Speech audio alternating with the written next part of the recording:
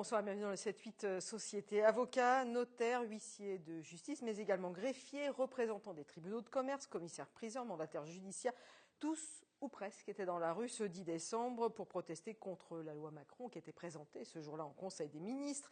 Un projet de loi non pas juridique mais économique, un projet censé libérer la croissance et qui promet de réformer les professions réglementées. Alors des juristes dans la rue, c'est assez rare pour le souligner. Nous avons voulu comprendre pourquoi toutes ces professions se sont réunies ensemble et ce qu'elles craignent vraiment et ce que les consommateurs peuvent gagner ou pas à travers l'application de cette loi.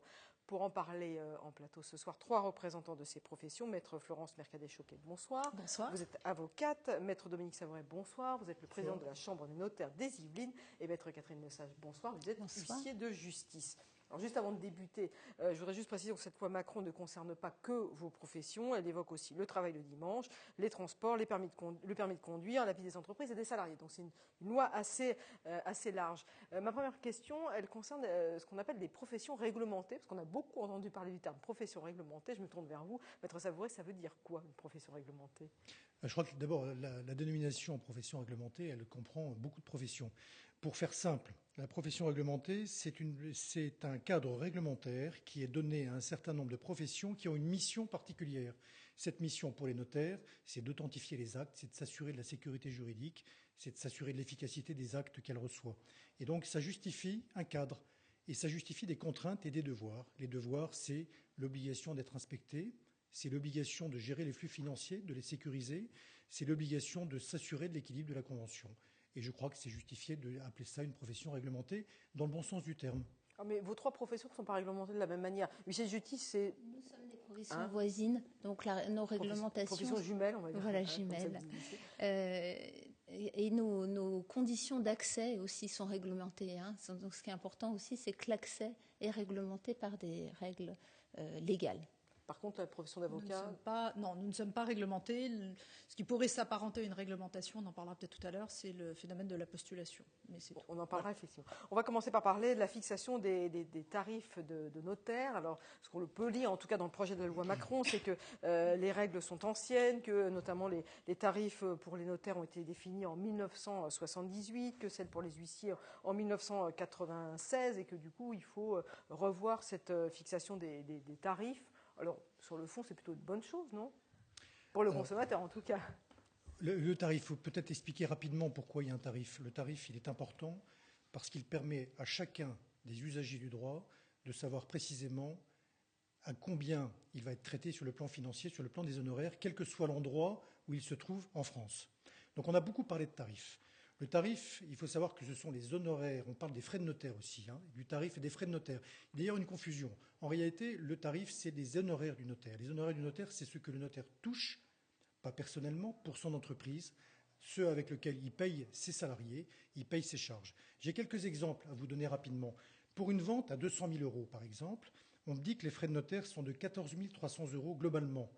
Les honoraires perçus par le notaire ou les notaires sont de 2 800 euros. Et les 12 000 restants ? Et les 12 000 restants, ça va à l'État. D'ailleurs, ça va augmenter le 1er janvier. Parce que dans les Yvelines, il faut savoir que les frais versés à l'État, c'est pour préserver le pouvoir d'achat, les frais versés à l'État vont augmenter de 1 400 euros.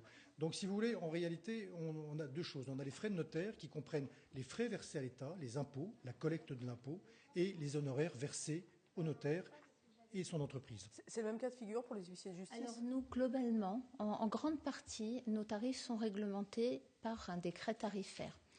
Une partie reste libre et les actes qui n'auraient pas été prévus par ce dernier décret que vous avez cité, on procéderait par assimilation.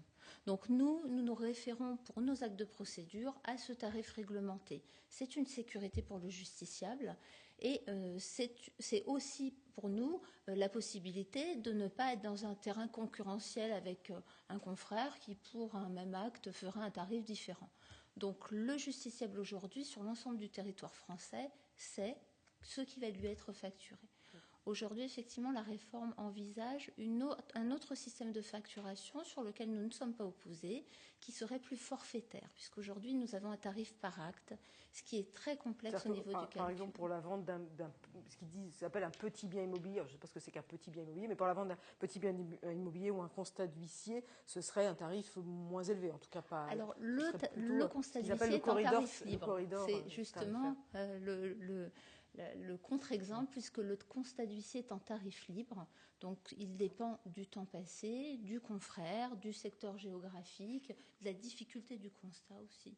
Par contre, tout ce qui est par exemple un commandement de payer en vertu d'un jugement, c'est un tarif unique. Voilà, pour l'ensemble des justiciables donc demain, français. Ça veut dire que vous seriez plutôt favorable à une révision de ces tarifs ? Alors, la révision de tarifs, de toute façon, nous l'avons connue il y a quelques années. À partir du moment où elle nous permet, nous, de payer nos charges générales, d'avoir une rentabilité qui soit suffisante au fonctionnement de nos études, avec du personnel qualifié, avec des outils informatiques qui sont très performants, on n'est pas contre une révision tarifaire à partir du moment où elle est juste et elle tient compte. On parle d'un coût raisonnable, mais il faut que tous les paramètres soient bien pris en compte. Et du côté des notaires ? Du côté des notaires, c'est un petit peu plus complexe. Le projet Macron, tel qu'il est envisagé aujourd'hui, parle de deux choses. Il parle d'abord d'un corridor. Un corridor d'ailleurs dans des zones qu'on ignore pas exactement, qu'on ignore un peu globalement. Le corridor, ça veut dire qu'il y a un minima et un maxima. Ça veut dire qu'il y a une négociation qui peut s'engager. La négociation des honoraires pour un notaire qui est un officier public, ça pose un certain nombre de difficultés. Une difficulté toute simple. Vous achetez un bien qui fait 100 000 euros. Je considère, moi, que cette acquisition et ces honoraires qui me seront versés ne me permettent pas de rentabiliser cette opération. J'ai aujourd'hui une obligation d'instrumenter. J'ai une obligation de recevoir cet acte. Est-ce que je continuerai à avoir cette obligation d'instrumenter demain, si je peux négocier mes honoraires, et que je ne suis pas d'accord avec la personne qui veut négocier avec moi ces honoraires ? Donc ça pose de nombreux problèmes. Aujourd'hui, le tarif des notaires tel qu'il est envisagé permet d'avoir cette compensation entre des actes qui sont très bien payés et des actes qui sont très mal payés. Si on veut changer, on peut le réviser, parce qu'effectivement, aujourd'hui, ce tarif est relativement illisible. Il faut le rendre beaucoup plus lisible, beaucoup plus simple. Mais il faut permettre, et je rejoins ce que disait l'huissier de justice, il faut permettre à ce tarif de pouvoir nous permettre d'exercer notre mission de service public dans des conditions normales. Mais quand vous dites c'est illisible, c'est-à-dire ? Illisible, c'est compliqué si vous voulez. Il y a des tranches, il y a des taux différents en fonction du type d'acte, en fonction du... C'est trop compliqué. Alors, je précise d'ailleurs là-dessus qu'on a dit que le tarif n'avait pas été révisé, ce qui d'ailleurs est faux. Le tarif a été révisé il n'y a encore pas longtemps, notamment sur la question... Ah oui, c'est les règles de fixation qui ont été définies en 78. Voilà, les règles de fixation ont été prévues en 78, mais en réalité, il a évolué. Ça fait du temps quand même, 78. Ça fait du temps, absolument. Mais il a évolué depuis. Et il a évolué à tel point que d'ailleurs, on a même diminué un certain nombre de tarifs, notamment, je parle sur les prêts hypothécaires d'habitation, notamment. Je voudrais qu'on évoque une autre question qui est dans la loi Macron, dans le projet de loi Macron, c'est la liberté d'installation. Alors, aujourd'hui, la situation, l'exercice de certaines professions juridiques comme les notaires et les huissiers n'est possible que dans le cadre d'un régime de numerus clausus. Là, vous êtes d'accord avec moi. Donc, tout à fait. Comment ? Pas tout à fait. Ah, pas tout à fait. Alors, expliquez. Pas tout à fait, parce que le numerus clausus, c'est pas tout à fait exact. Demain, un jeune qui est diplômé notaire, qui a sa formation juridique, veut s'installer notaire. Il peut parfaitement s'associer dans une étude existante. En revanche, c'est vrai que créer une étude de rien, c'est-à-dire poser sa plaque comme le ferait par exemple un avocat, ça n'est pas possible, sous réserve de l'accord de la chancellerie. D'accord, oui, donc c'est quand même très réglementé. Ah donc oui, il est contraint, il doit s'associer ou alors il doit acheter. Ça veut dire que donc ça coûte cher de s'installer, comme pour être notaire ou pour être huissier, c'est la même façon. Le même principe. Donc la liberté d'installation, elle semble logique quelque part. Alors, la liberté d'installation, d'abord, c'est pas le nombre. Peur, c'est la concurrence ou c'est Alors, ce qui fait peur, c'est d'abord pour la jeunesse. C'est pour ces jeunes qui vont s'installer, à qui on proposerait une installation sur un territoire qui est déjà desservi par d'autres huissiers, qui seraient éventuellement obligés d'indemniser cet huissier, qui pendant un certain nombre d'années, qu'on peut bien évaluer à 5 ans, aurait un chiffre d'affaires qui ne leur permettrait pas de payer leurs charges, alors qu'ils auraient dû investir dans du personnel, du matériel informatique, et qui seraient huissiers au rabais. Donc les jeunes, moi je suis enseignante à l'École nationale de procédure qui forme les futurs huissiers, les jeunes me parlent d'une sécurité à s'associer avec un huissier expérimenté, parce que les études sont longues, mais la vie professionnelle, on se bonifie, on augmente notre expérience et donc notre qualité professionnelle tout au long de notre carrière. Donc ces jeunes isolés, avec un chiffre d'affaires et des charges qui ne leur permettraient pas de vivre dignement, ce ne serait certainement pas un cadeau. Quant aux confrères qui ont acheté leur étude parce qu'on nous a contraints à acheter l'étude, on n'a pas voulu capitaliser, on nous a dit... Et ça, je présume que ça coûte assez cher d'acheter une étude, donc ce n'est pas à la portée de tout étudiant diplômé. Voilà. Il faut savoir que ce n'est pas un prix libre. C'est un prix qui est vérifié, bien qu'il soit déterminé de gré à gré, c'est un prix qui est vérifié par la chancellerie et qui est réduit à la demande de la chancellerie qui ne laisse pas passer les dossiers si les dossiers dépassent des limites qui ont été fixées par la chancellerie. Il faut savoir aussi qu'aujourd'hui, les prêts des banques privées et de la Chambre nationale qui financent une grande partie de l'installation ne nécessitent pas d'apport personnel. Donc on n'est pas obligé d'être... On peut emprunter à 100%. On peut emprunter à 100%. C'est la même chose pour un... Oui, c'est pareil pour un notaire. Mais je voudrais revenir 2 minutes sur la liberté d'installation, parce que c'est effectivement un vrai sujet, cette liberté d'installation. Il faut comprendre pourquoi. Vous m'avez posé la question tout à l'heure de la profession réglementée. Vu les missions qui nous sont confiées, qui sont quand même particulièrement importantes, puisqu'en réalité, le notaire met un sceau sur ses contrats, il a une délégation de service public, il représente l'État, ça ne permet pas à n'importe qui de pouvoir mettre sa plaque où il veut, quand il veut. C'est incompatible, sinon il n'y a plus de mission de service public. Donc à partir de là, il faut qu'on puisse maîtriser un peu de savoir qui va rentrer. Est-ce qu'il a la formation, est-ce qu'il a la compétence, est-ce qu'il a la loyauté, la probité, l'honorabilité, etc. La liberté d'installation, ça ne l'empêche pas d'avoir un contrôle. C'est plus une liberté d'installation. Si vous pouvez mettre votre plaque à tout moment, il n'y a plus aucun contrôle de nulle part. C'est une liberté d'installation complète. Alors, le deuxième point, et qu'il faut bien comprendre, c'est que la profession notariale est garante dans son ensemble et solidaire dans son ensemble. C'est-à-dire que le jour, et c'est important de le comprendre, le jour où un notaire fait une erreur grave, eh bien, c'est la profession ensemble qui est responsable. Et cette garantie, elle est comprise dans le tarif, d'accord ? Mais en même temps, puis-je accepter d'être solidaire d'un notaire qui s'installe n'importe où, n'importe quand, et que je n'ai pas choisi forcément ? Non. La garantie collective est incompatible avec cette liberté d'installation. Donc, favoriser l'accès aux jeunes, c'est évident qu'il faut le favoriser. Et on est tout à fait demandeur. Moi-même, je fais de l'enseignement et je peux vous garantir que l'autre jour, à la manifestation, il y avait des étudiants qui étaient là aussi parce qu'ils sont partisans d'une évolution, mais pas d'une liberté d'installation complète. Donc, évidemment, il faut favoriser cette installation des jeunes, mais pas n'importe comment et n'importe quand. Parce qu'il y a quand même un problème à résoudre, c'est le vieillissement de vos populations. Je crois que la moyenne d'âge pour un notaire, c'est 49 ans, et c'est 49 ans aussi pour un huissier, donc c'est quand même des moyennes qui sont assez élevées. Je crois qu'il y a 18% d'huissiers en moins depuis 80 ans. On est en rajeunissement. Ah, vous êtes en rajeunissement. C'est-à-dire enfin, il y a quand même un problème. Il y a eu toute une génération d'anciens huissiers, d'ailleurs avec une formation universitaire très différente, qui a laissé sa place à une nouvelle génération, et nous assurons notre taux de renouvellement.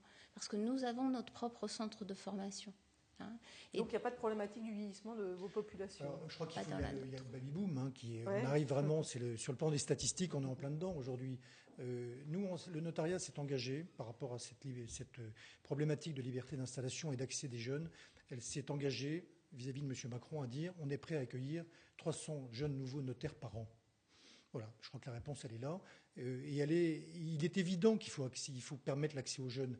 C'est comme ça que la profession pourra se maintenir, pourra se dynamiser, pourra innover encore et davantage.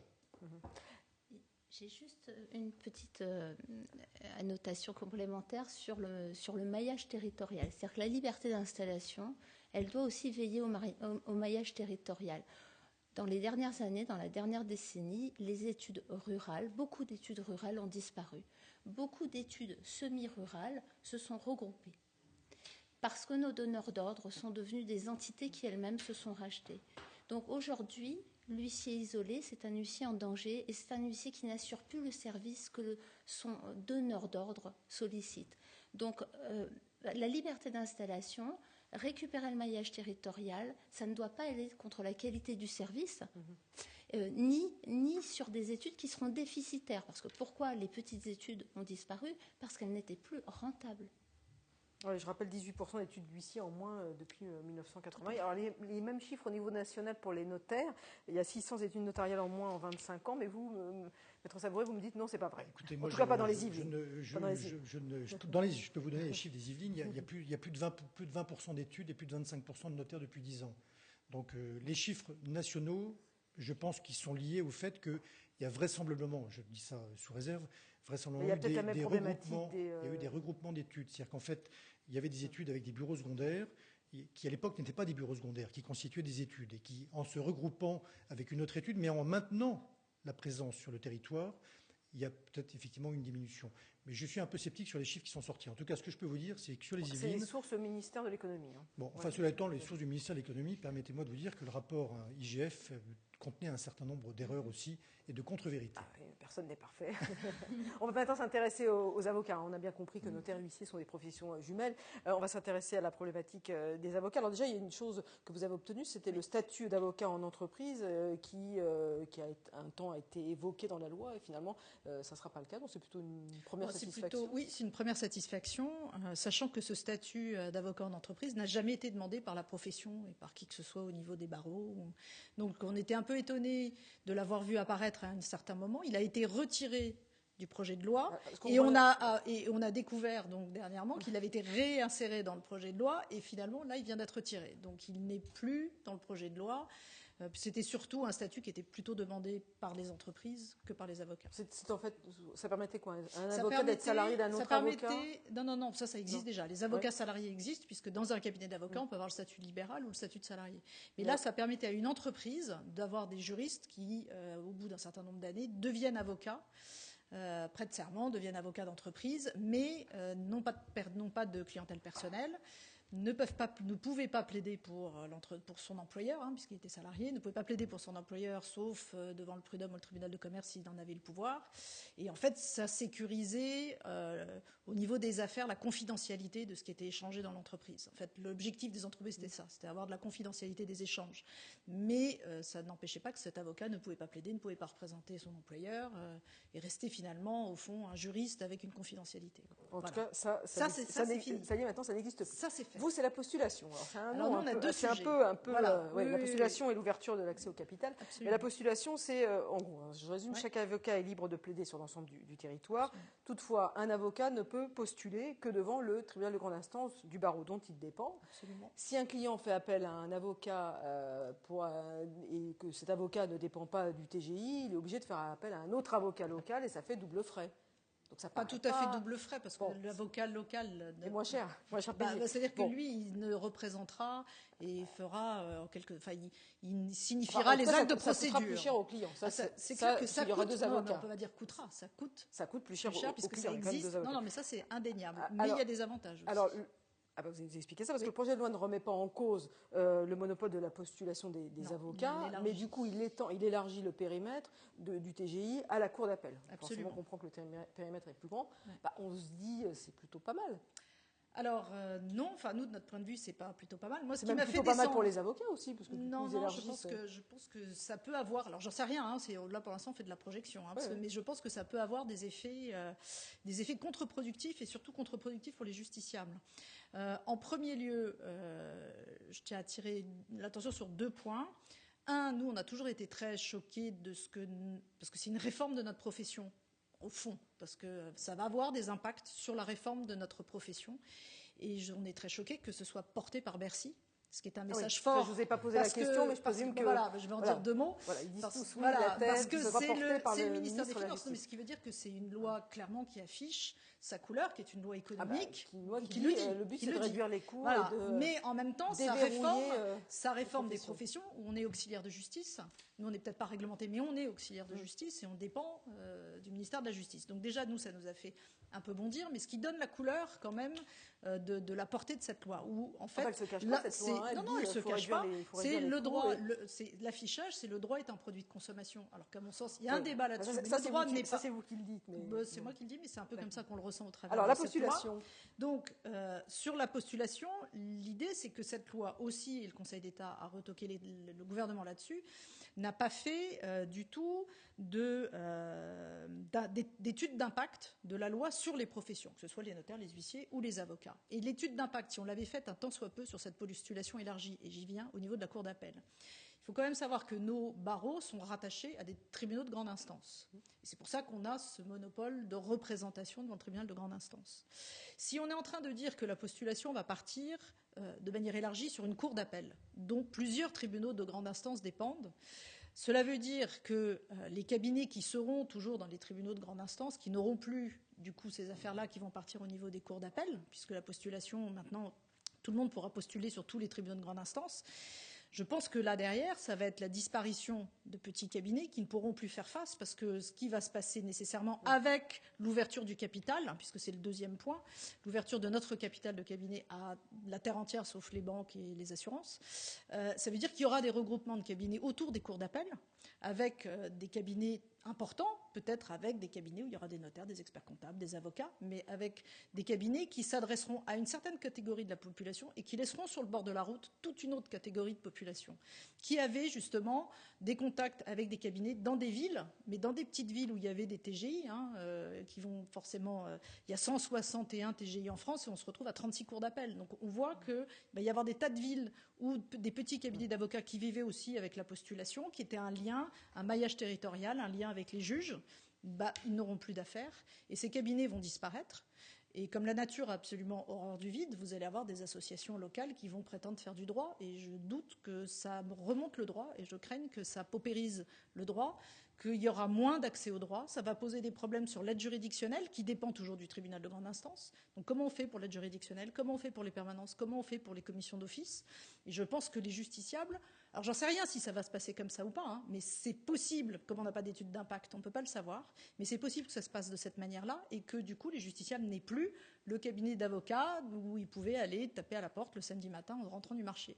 Et ça va disparaître et on va se retrouver avec des gros cabinets d'avocats pour certains clients potentiels et certains justiciables qui ont les moyens d'aller dans ces cabinets d'avocats, et les petits vont disparaître. Et ça, je pense que ce n'est pas dans l'intérêt du justiciable. Voilà pourquoi. Le regroupement, c'est pas dans l'intérêt du justiciable. Non, la postulation élargie, mais du coup, qui fait qu'il va y avoir des regroupements. Ah non, je pense que pour des gens qui sont effectivement en milieu rural ou dans des petites villes, ils n'iront pas dans des très gros cabinets d'avocats, notaires, etc. Forcément taper la porte près des cours d'appel. Mais peut-être que ça ne se passera pas comme ça, je le souhaite. Autre chose qui fait bondir aussi votre profession, c'est l'ouverture de l'accès au capital. Oui. Alors notre problématique... Du coup, ça va enrichir les cabinets d'avocats.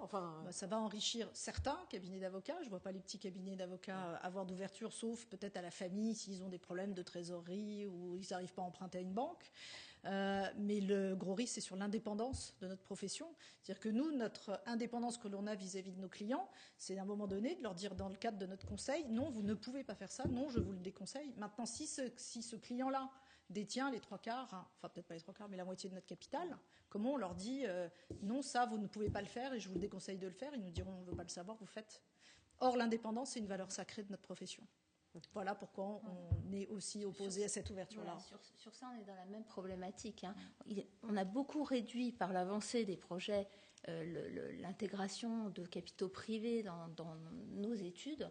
Notre indépendance financière, c'est la garantie de notre déontologie. Si on ne détient pas notre capital, si notre capital n'appartient pas à des gens qui ont les mêmes règles déontologiques que nous, c'est la porte ouverte à tout. Ça, effectivement, on peut comprendre que de faire rentrer. Je voulais juste rebondir sur la compétence. Rapidement, parce qu'on va conclure. Excusez-moi. Sur la compétence territoriale. Nous, aujourd'hui, le projet de loi prévoit une compétence au niveau de la Cour d'appel. Aujourd'hui, nous sommes au 1er janvier, nous serons sur une compétence au ressort départemental. Moi, sur les Yvelines, j'ai 1 400 000 personnes, 1 400 000 débiteurs ou créanciers potentiels. J'ai 2284 km² et il n'y a pas une commune où je ne vais pas. Ce sera impossible au niveau de la cour d'appel. Je serai obligée de me grouper avec des études et on va tomber sur des méga groupements avec pour le justiciable de proximité, une disparition du maillage. On comprend que l'une des problématiques et l'une des peurs, c'est effectivement ces regroupements obligatoires de fait avec le maillage. La loi a été présentée le 10 décembre en Conseil des ministres. Elle sera débattue le 22 janvier à l'Assemblée nationale. Dernière question, est-ce que vous allez encore vous mobiliser d'ici là? Oui, mais c'est prévu. Je crois que toutes les professions libérales ont prévu de manifester le 22 janvier. Le 22 janvier. Oui, on va se mobiliser largement. Vous savez, il y a quelque chose d'important, c'est qu'on a du mal à comprendre fondamentalement l'esprit de cette loi, puisque je le dis clairement, avec les notaires, on a 0,8 pour 1000 de contentieux sur nos contrats. On a une modernisation complète. On assure et sécurise les flux financiers. Donc on n'arrive pas à comprendre. Ce qu'on comprend par contre, c'est que l'effet de cette loi aura des effets catastrophiques sur l'emploi.